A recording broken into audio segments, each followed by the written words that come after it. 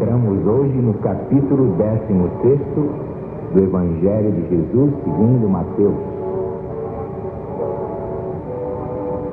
Chegaram os fariseus e saduceus e, para tentar Jesus, pediram a ele que lhes mostrasse um sinal do céu.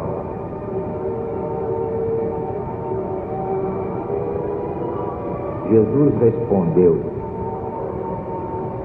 dizeis à tarde, hoje vamos ter bom tempo, porque o céu está avermelhado. Dizeis pela manhã, hoje vamos ter tempestade, porque o céu está de um vermelho sombrio. Sabeis na verdade discernir o aspecto do céu,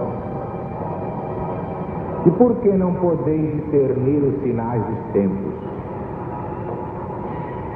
Uma geração perversa me pede um sinal? Nenhum sinal se lhe dará senão o de Jonas. Deixando-os, se retirou dali.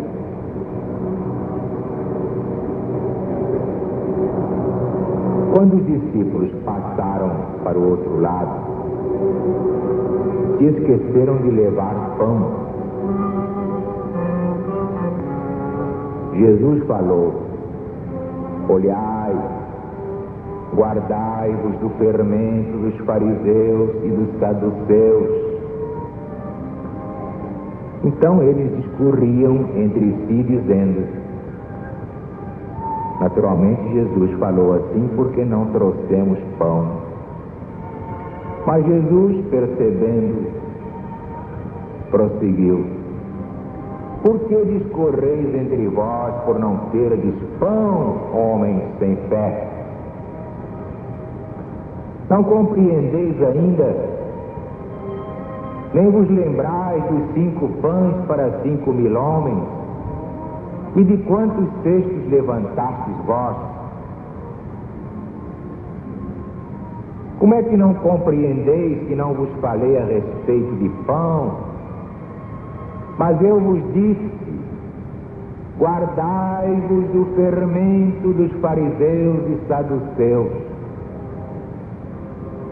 Então entenderam que não lhes dissera que se guardassem do fermento do pão, mas sim da doutrina dos fariseus e saduceus.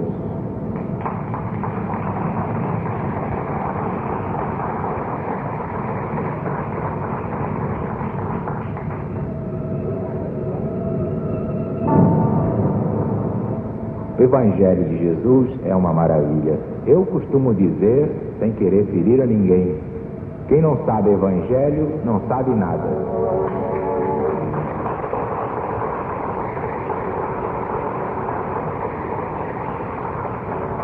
Pode ser doutor, médico, advogado, engenheiro, pode ser um grande cartaz, um grande cantor, um grande financista, economista, mas se não sabe Evangelho, para mim não sabe nada.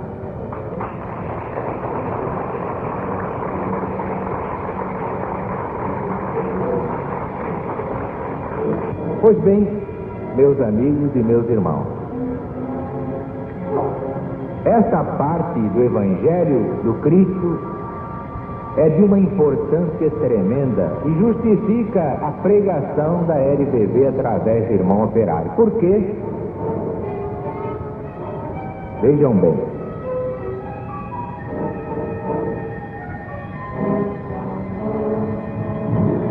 Jesus diz aos seus discípulos: guardai-vos do fermento dos fariseus e saduceus.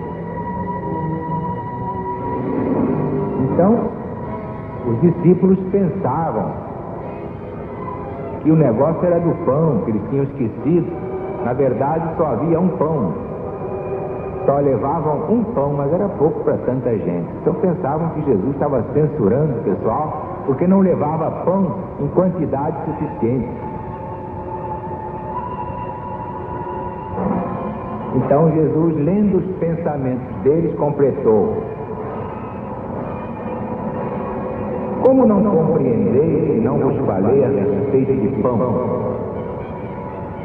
Eu vos disse, guardai-vos do fermento dos fariseus e dos saduceus. Então entenderam que Jesus não dissera que se guardassem do fermento dos pães, mas sim da doutrina dos fariseus e dos saduceus.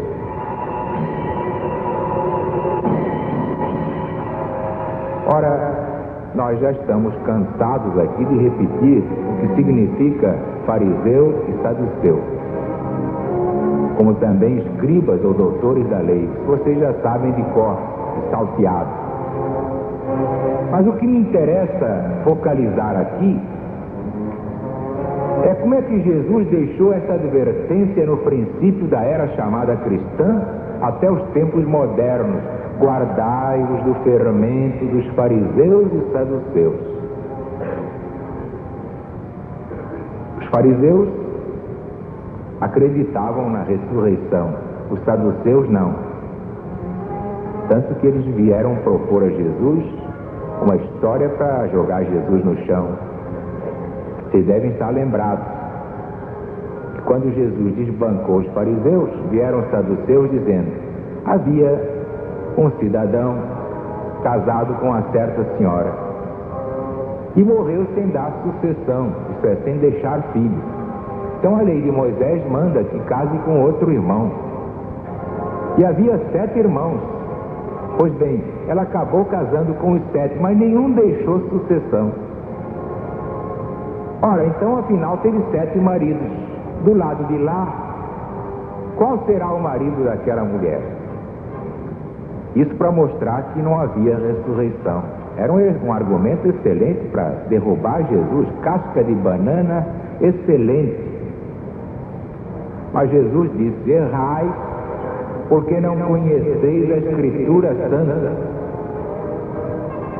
Porque se soubesseis realmente o significado da Escritura, e nesse caso era o Velho Testamento, porque naquele tempo não havia o Novo Testamento começou com ele, Jesus. Se soubesseis conhecer o sentido da Escritura, saberíeis que depois da morte ninguém mais casa nem se dá em casamento. Vivem todos como os anjos do céu. Não há mais marido, nem mulher, nem coisa nenhuma. Por quê? Porque o espírito não tem sexo.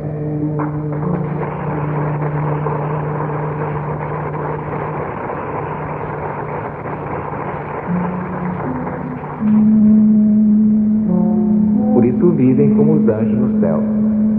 Não há mais sexo, o espírito não tem sexo. Eu sei que muita gente fica apavorada, certos maridos gabirus, eles ficam apavorados quando eles vêm a saber que podem voltar na outra encarnação como mulher. Mas será possível, irmão Zaru? Não pode fazer um abatimento nisso? Não. O espírito não tem sexo. Pode vir homem e pode vir mulher. Mas depois de ser homem pode voltar a ser mulher? Pode. Basta ver o seguinte: a gente olha certas mulheres e a gente vê que são másculas, paraíbas. E há homens muito fraquinhos, frágeis, parecem porcelanas. Se pegar assim de mau jeito, quebra no meio. Por quê? Porque esse foi mulher muitas vezes e aí reencarnou homem, porque tem que completar a evolução nas 2 etapas, masculina e feminina. E há mulheres que andam que parecem um soldado germânico em tempo de guerra. Pum, pum, pum, pum, pum. É que era homem muitas vezes e veio mulher. Já repararam? Vocês já basta ver, basta ter olhos de ver.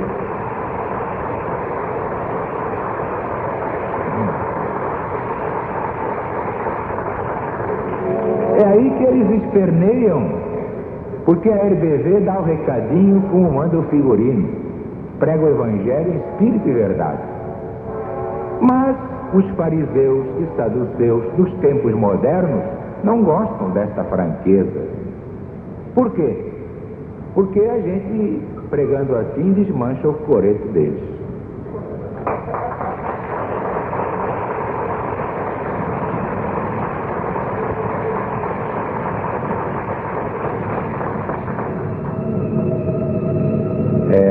coisa muito séria. Guardai-vos do fermento dos fariseus e saduceus. Mas aqui não fica explicado qual é esse fermento, que não era do pão, era da doutrina dos fariseus e saduceus. Sabem qual é o fermento? A hipocrisia. Parecem santos, mas não são santos. São santos em matéria de hipocrisia. Aparentam ser, mas não são.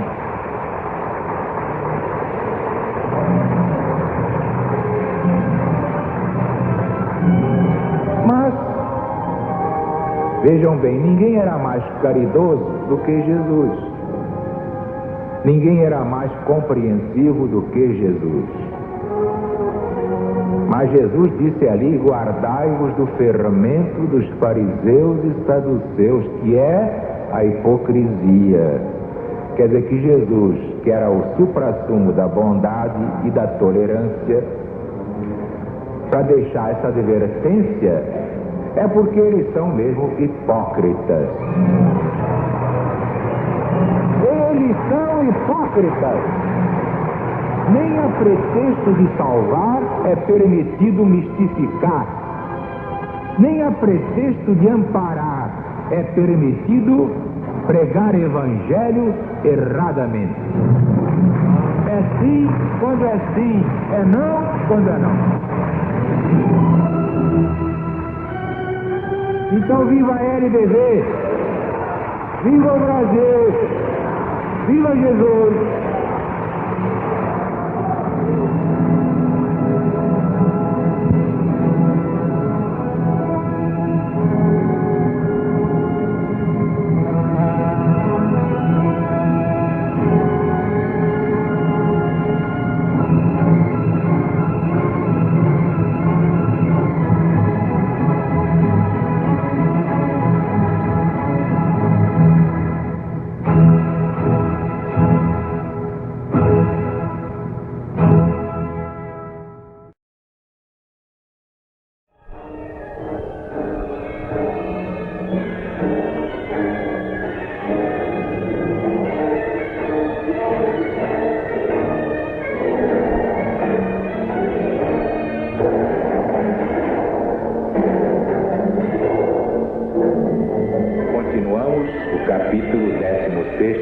Do Evangelho de Jesus segundo Mateus.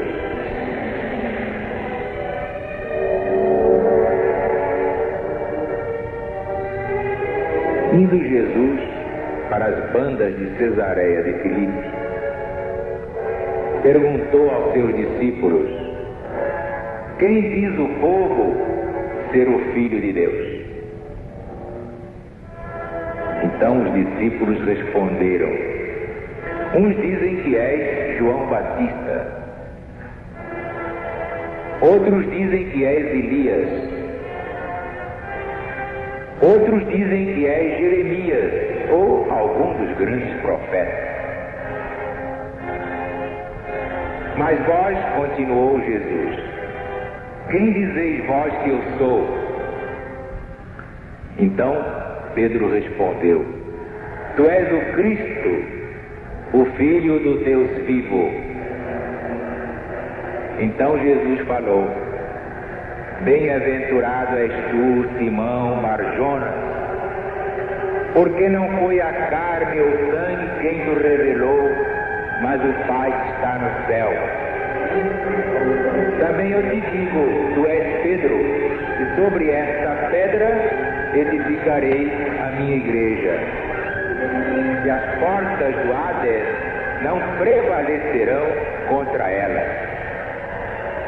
Dar-te-ei a chave do reino dos céus. O que ligares sobre a terra será ligado no céu. O que desligares sobre a terra será desligado no céu. Então Jesus ordenou aos seus discípulos que a ninguém dissessem que ele era o Cristo. Desde esse tempo começou Jesus a mostrar aos seus apóstolos que lhe era necessário ir a Jerusalém e padecer muita coisa dos anciãos, dos principais sacerdotes e dos escribas ou doutores da lei, ser morto e ressuscitar ao terceiro dia. Mas Pedro, chamando Jesus à parte, começou a censurá-lo, dizendo: ora, Jesus, isso não vai acontecer de modo nenhum. Então Jesus, voltando-se, disse a Pedro: sai da minha frente, Satanás! Tu és agora para mim uma pedra de tropeço. Não estás cuidando das coisas de Deus, mas das coisas dos homens. Então disse Jesus aos seus apóstolos: se alguém quer vir após mim, negue-se a si mesmo, tome a sua cruz e siga-me. Aquele que quiser salvar a sua vida, certamente a perderá. Mas aquele que quiser perder sua vida por minha causa, este a salvará. De que vale ao homem conquistar o mundo inteiro e perder a sua alma? Ou que dará o homem em troca de sua vida? O que em verdade eu vos digo: o Filho de Deus há de voltar na glória de seu Pai com seus anjos, e então dará a cada um segundo as suas obras. Em verdade eu vos digo, que alguns dos que estão aqui, de modo algum morrerão, até que vejam o Filho de Deus vir no seu reino.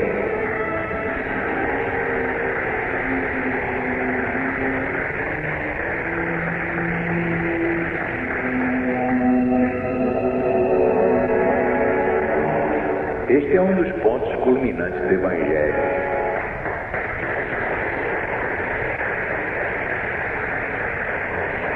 Vejam bem quantos pontos importantes nesse trechinho.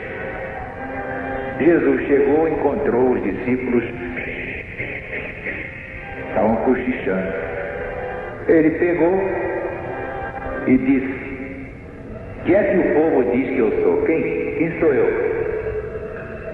Então eles disseram realmente: tem uns dizem que é João Batista. Inclusive o Herodes também dizia que mandou maltratar João, estava cheio de remorso. Então pensou que João reapareceu em Jesus. Outros dizem que tu és Elias, outros que és Jeremias, ou um dos grandes profetas da Escritura Sagrada. Olha aí a prova de que a reencarnação era ensinada pelo Cristo. Se isso fosse absurdo, Jesus diria: oh, bobocas, que história é essa? Pois se eu sou Jesus, como é que eu posso ser Jeremias? Como é que eu posso ser Elias? Ou qualquer outro? Eu sou Jesus. Isso é muito sério. Porque Jesus não deixava passar um erro sequer, talhava logo e corrigia. Eu sei porque eu estava lá.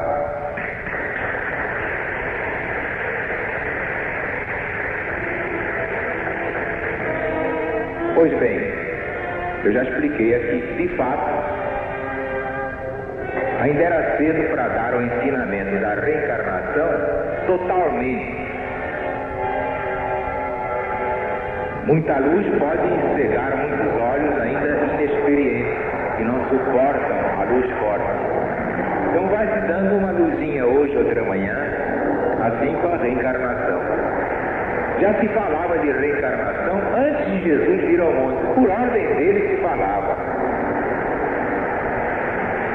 Outros precursores antes de João, precursores menores, como Buda, porque muita gente acha que o Buda era o maior. Não era, não. João era muito maior que Buda. Quem o diz não é Zaru, é Jesus. E Jesus disse: dos nascidos de ventre de mulher, ninguém foi maior que João. Portanto, nós também explicamos por quê. Porque aparentemente naquela encarnação só, como é que João podia ser o maior? É porque já tinha sido Elias e já tinha sido Moisés. Por isso é que era o maior dos nascidos de ventre de mulher. Os judeus acreditavam na reencarnação com o nome de ressurreição. Basta ver que nem era preciso morrer. Olha aí o caso, por exemplo, de João e Jesus. Ambos eram contemporâneos, viviam ao mesmo tempo. Pois se Herodes mandou cortar a cabeça de João, como é que João podia voltar em Jesus? Eles não entendiam o mecanismo. Quando nós sabemos que na reencarnação o espírito exige um corpo novo para ele só. Não toma corpo de ninguém. Também já expliquei que não há regra sem exceção. Para quem conhece os mistérios espirituais, como eu conheço, graças a Deus, se eu quiser, eu posso fazer uma experiência, mas tem que ser muito legal, dentro da lei divina. Isso eu posso lhes contar. Houve aí um missionário que na hora H se acovardou e recuou. Então, os guias da humanidade, vendo que ele estava em perigo, ia botar em perigo uma doutrina que não podia sofrer pelo capricho de homem nenhum. Quando esse homem dormiu, alguém mais forte mandou outro tomar o corpo dele e salvou tudo direitinho. Ele aí passou a falar com tal equilíbrio que todo mundo ficou espantado, mas já não era mais ele, era só o corpo dele, o espírito era de outro. Não é curioso isso?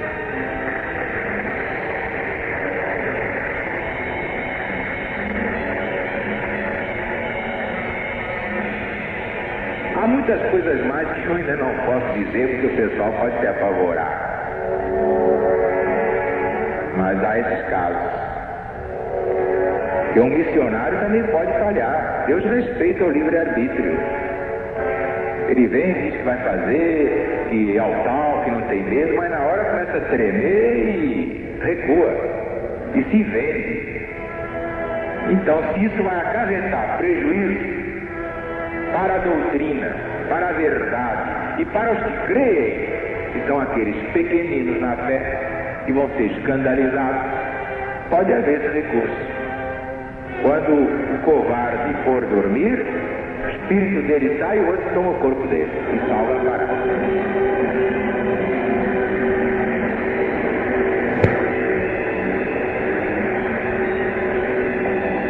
Agora eu pergunto, onde é que vocês leram isso? Ninguém ensina essas coisas. Ah, bom, eu conheço. Ah, eu conheço. Isso é muito sério, não é para qualquer um. Toda regra, no plano terreno, no plano das formas, tem uma exceção. Mas nesse caso, só quando está em perigo algo que não pode estar em perigo. Porque nenhuma doutrina pode ser deturpada ou transviada pela vaidade ou pela covardia de quem quer que seja.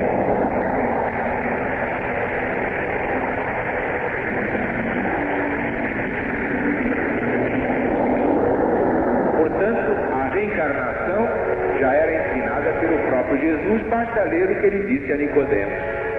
E noutra passagem deste Evangelho, depois de prognosticar, profetizar o que ia acontecer até o fim do ciclo, ele disse: em verdade eu vos digo que esta geração não sairá da terra sem que tudo isso se cumpra.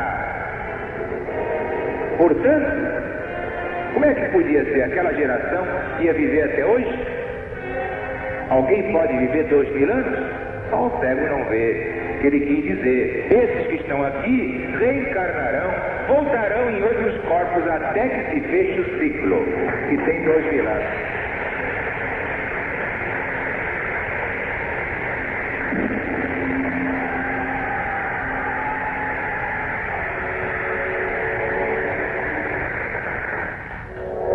Agora, outro ponto muito perigoso. Vejam vocês. Depois de ouvir tudo aquilo, Jesus disse: muito bem, isso diz o povo. Um diz que eu sou Elias, outro diz que eu sou João Batista, outro diz que eu sou Jeremias. Mas vós, quem vós dizeis que eu sou? Foi aí que Pedro, que era um grande médium, tocado pela inspiração divina, gritou: tu és o Cristo, Filho do Deus vivo.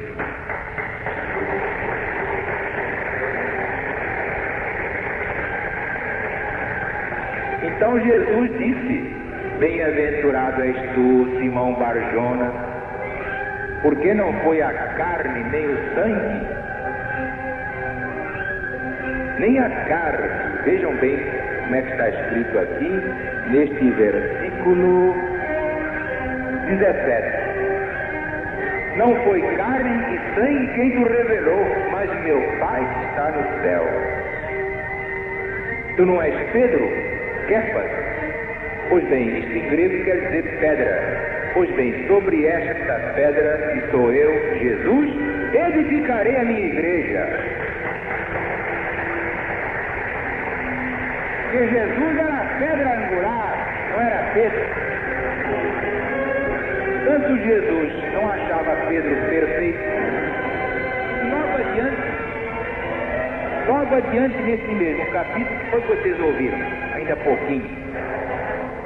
Está aqui, para quem tem olhos de ver e ouvidos de ouvir. Jesus dizendo que ia ser preso pelos principais sacerdotes do diabo dos carregues, ia ser torturado, crucificado, mas ressuscitaria ao terceiro dia. Pedro, que a essa altura já estava cheio de vento, chega para o ouvido dele assim a parte de Jesus: deixa disso, o que há? Deus não vai permitir tal coisa. Deixa de falar essas bobagens. Vai morrer coisa nenhuma. Eu estou aqui, eu garanto. Comigo a cana é dura. Não vai te acontecer nada porque eu não deixo. Eles terão que passar em cima de mim, do meu cadáver. Depois negou Jesus 3 vezes de medo. Ora, o que Jesus disse a Pedro logo ali? Sai da minha frente, Satanás, vá de retro, Satanás, porque não tens o gosto das coisas de Deus, queres é sombra e água fresca.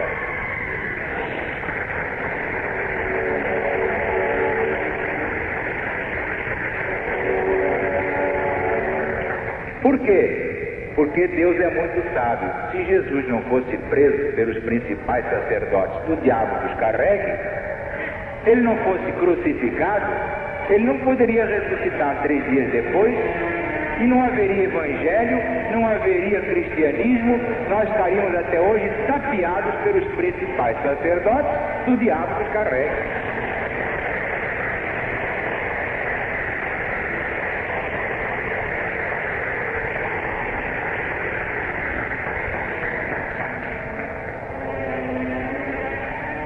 Finalmente, outra deturpação é consequência. Tudo que vós ligardes na terra, eu ligarei no céu. Os próprios apóstolos, evangelistas, etc., não compreendiam bem certas palavras de Jesus. Há muita coisa que tem que ser retificada no Evangelho. De fato foi escrita por eles, mas está errada porque eles não entenderam o que Jesus quis dizer. O que está ali é o seguinte: o que vós acertardes embaixo, eu ligo em cima, estará certo. Se vós errardes embaixo, errareis em cima. Porque o que está em cima é igual ao que está embaixo. Só o Filho de Deus tem poder para perdoar pecados.